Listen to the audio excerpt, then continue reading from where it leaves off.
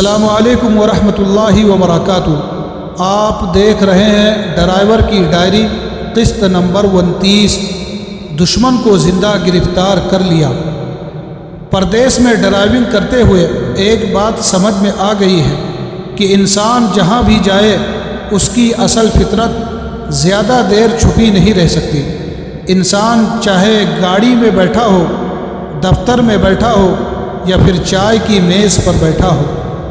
آج اسی سلسلے میں ایک دلچسپ واقعہ یاد آ گیا۔ ایک کرنل صاحب نے اپنے فوجیوں کو چائے کی دعوت دی، پھر میز پر سموسے اور بسکٹ سجا کر رکھے اور فوجیوں سے کہا، ان پر ایسے حملہ کرو جیسے تم دشمن پر حملہ کرتے ہو۔ بس پھر کیا تھا، تمام فوجی سموسوں اور بسکٹوں پر ایسے ٹوٹ پڑے جیسے واقعی محاذ پر دشمن سامنے آ گیا ہو۔ لیکن اچانک کرنل صاحب کی نظر ایک فوجی پر پڑی۔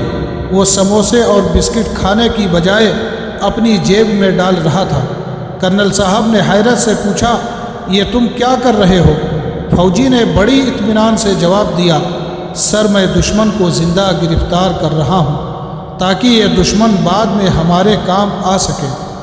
کرنل صاحب نے شاید اس لمحہ یہ سوچا ہوگا، حکم تو میں نے حملہ کرنے کا دیا تھا، لیکن یہ صاحب تو پورا آپریشن ہی تبدیل کر گئے۔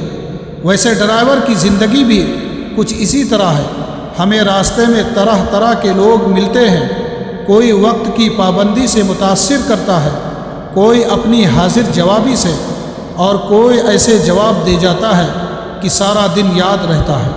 اور ایک بات تو طے ہے کہ زندگی میں عقل بھی ضروری ہے اور حاضر جوابی بھی، لیکن موقع دیکھ کر اپنی صلاحیت کا استعمال کرنا اس سے بھی زیادہ ضروری ہے۔ بس فرق اتنا ہے کہ سموسے اور بسکٹ کو دشمن سمجھ کر جیب میں مت ڈالے، ورنہ اگلا حملہ کرنل صاحب کی طرف سے بھی ہو سکتا ہے۔ آپ لوگ مسکراتے رہیے۔ ملتے ہیں اگلی قسط میں، تب تک اپنا خیال رکھیں۔ خدا حافظ۔